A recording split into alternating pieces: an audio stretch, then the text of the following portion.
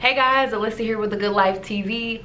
Welcome to the Free Yourself series, where I'm going to teach you how to deprogram your mind, yourself, your thoughts, everything from the secular world that we live in that has surrounded and suffocated us for so long. Come let me help you deprogram to receive God's beautiful love in your life and live freely. Live in freedom, live in peace. All right, that's what this series is all about.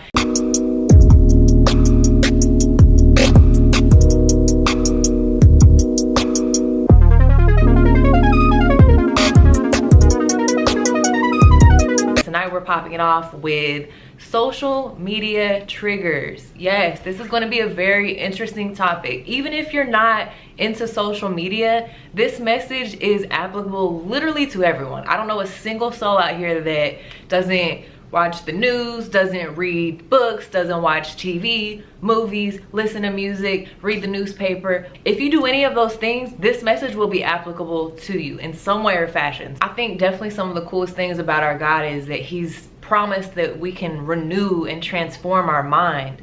He said that we can be tempted, but not beyond what we can bear, but He will always give us a way out.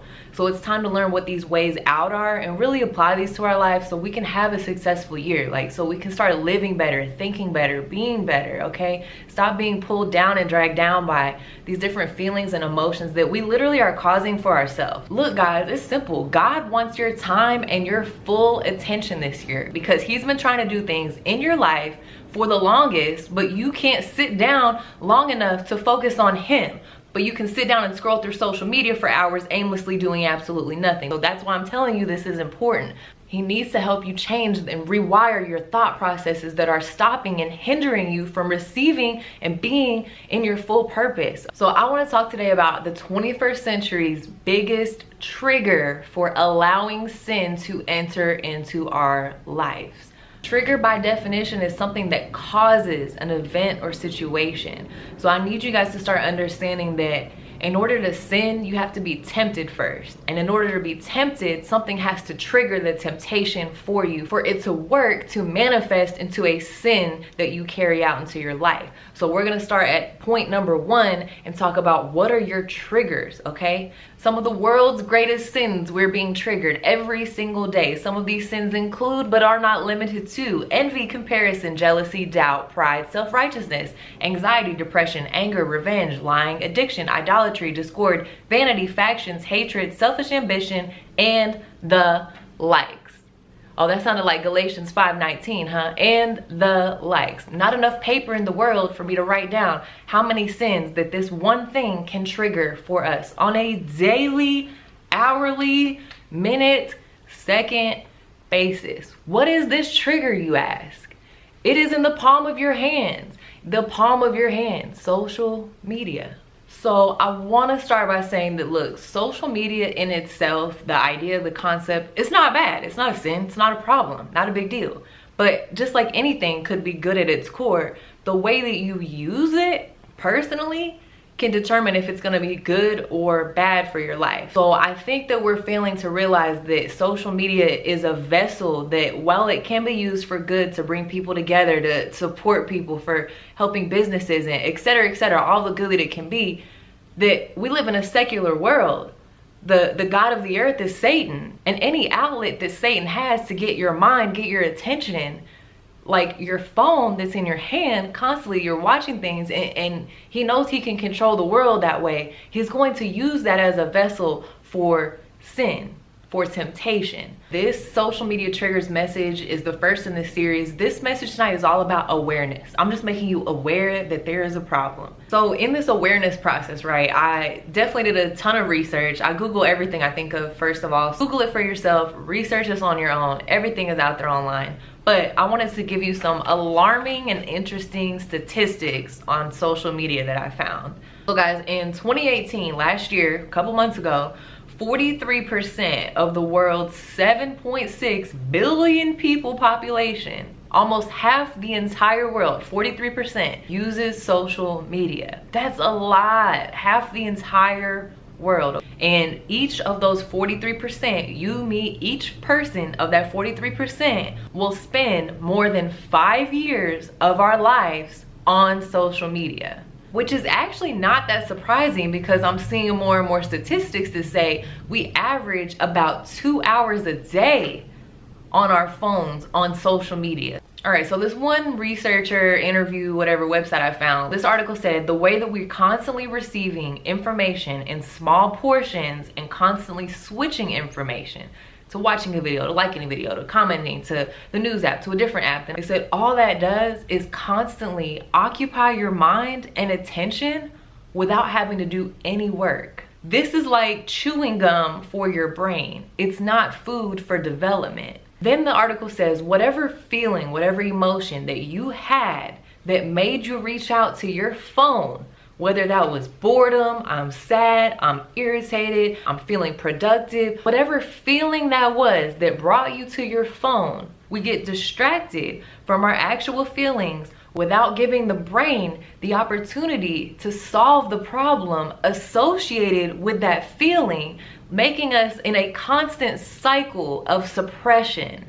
That is scary, guys. That's literally saying if I was bored and feeling some type of way and then I'm like, let me get on my phone, I'm never giving myself time to resolve that feeling or emotion, to even think about it, because I've immediately moved on to something that's occupying all of my mind, all of my time, all of my energy with doing nothing.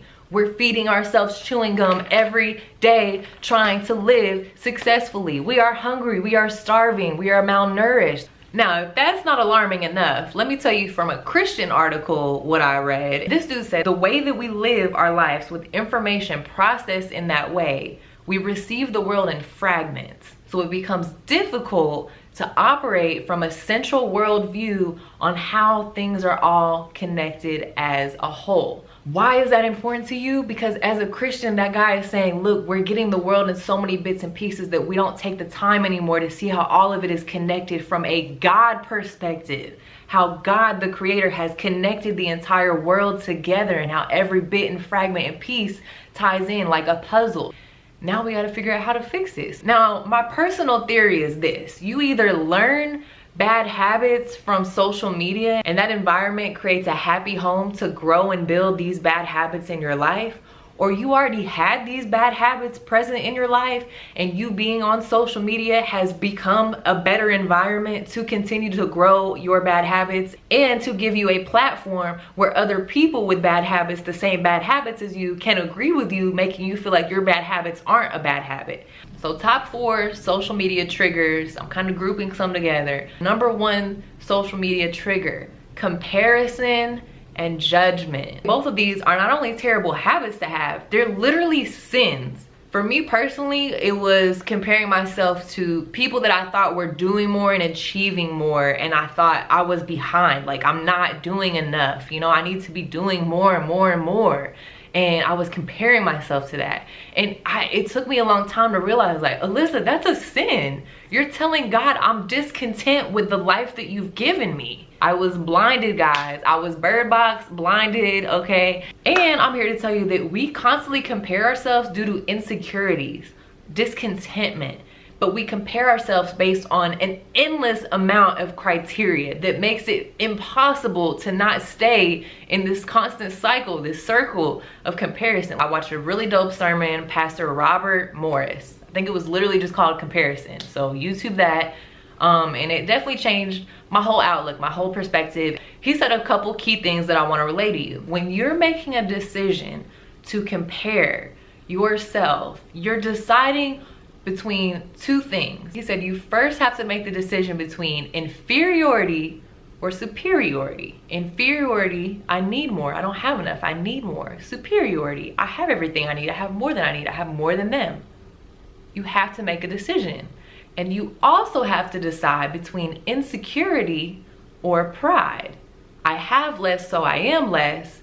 I have more, so I am more. You have to make a conscious decision on both of those. If I'm comparing myself, I have to either feel inferior or superior, and that comes from either being insecure or prideful. There is no in between. You're making a conscious choice on 4 terrible things to choose from. And what's crazy is our ability to make this choice subconsciously is driven by the flesh.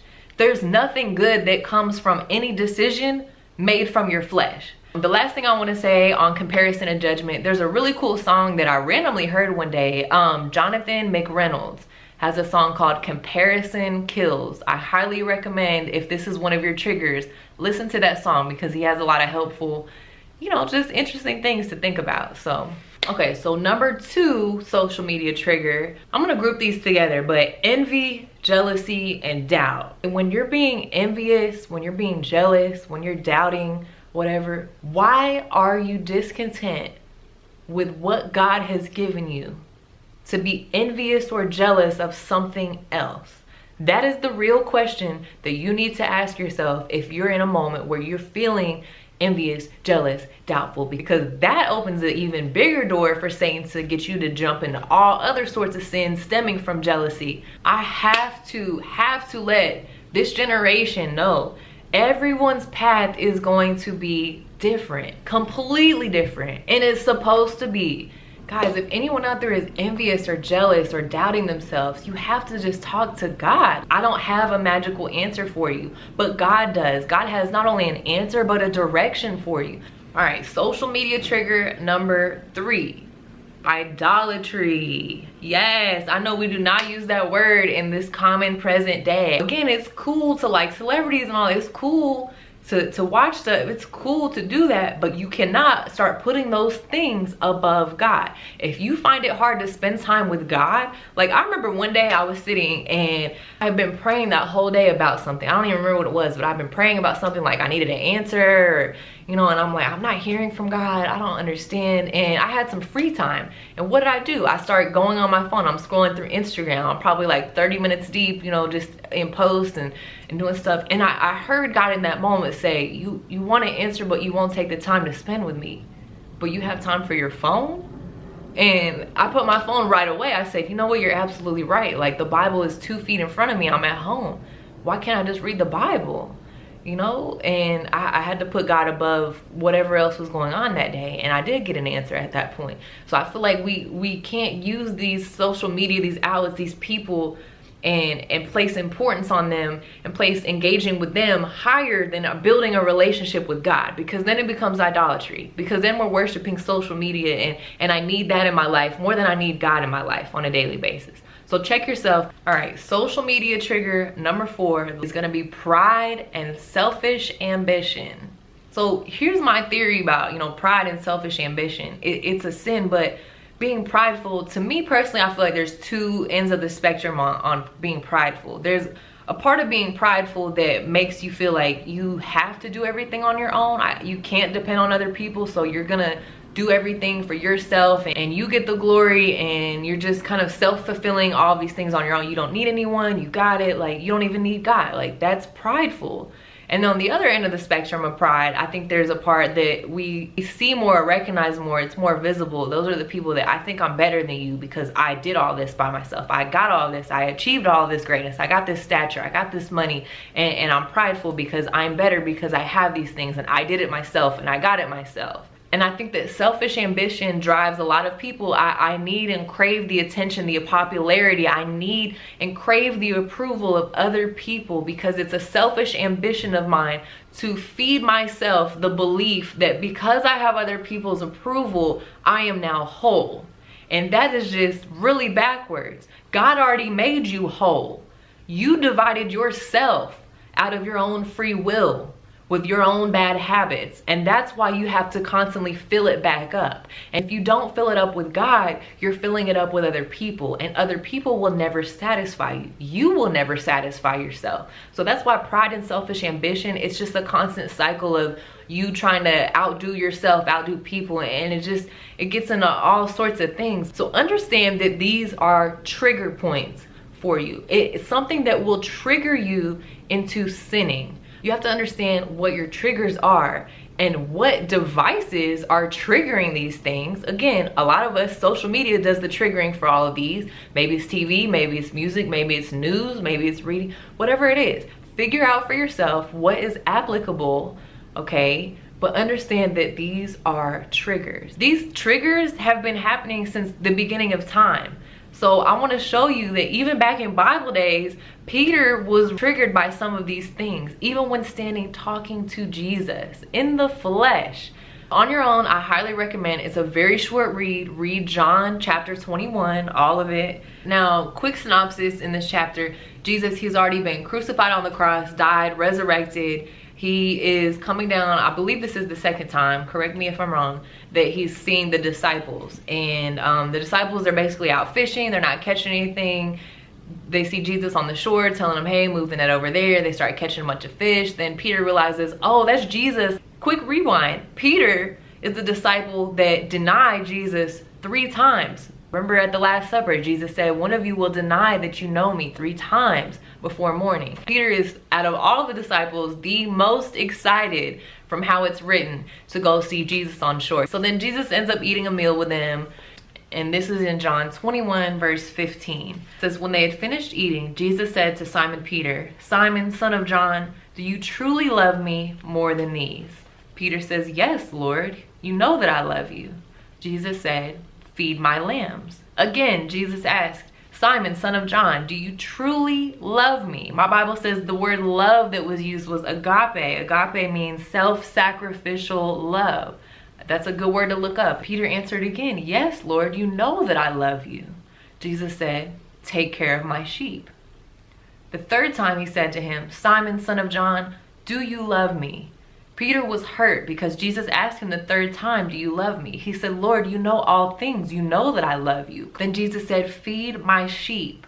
I tell you the truth, when you were younger, you dressed yourself and went where you wanted. But when you are old, you will stretch out your hands and someone else will dress you and lead you where you do not want to go. Jesus said this to indicate the kind of death which Peter would glorify God. Then he said to him, follow me. Simple instructions. Feed my lambs, take care of my sheep, follow me. Now he also tells Peter, hey, I'm just letting you know, one day you're gonna get crucified. That's how you're gonna die. But it's gonna be to glorify God, and then you'll be in heaven with me and the rest of all of us. And it's gonna be great and glorious. So there's nothing to worry about. So Peter is like, cool, I'm following you, I'm with you. And then John, the disciple John, walks by. And then it's crazy, because then we see Peter do what we constantly do in our lives. He's still standing there with Jesus, the resurrected Jesus, next to him, loving him. And all Peter could think about and seeing John one time, he said, hold on, what about John? You just told me that I was gonna die, and you just told me how my life was gonna be, but hey, what about John? The appearance from what I'm allowed to see in John's life, it looks like he's gonna have an easier life. So I wanna know, how is he gonna die? And here's the crazy thing, our savage Jesus simply tells him this. John 21, verse 21, when Jesus simply answered, if I want him to remain alive until I return, what is that to you? You must follow me. And I feel like we need to check ourselves to that extent. When you're online on social media this week and you start having these feelings and emotions, none of that matters.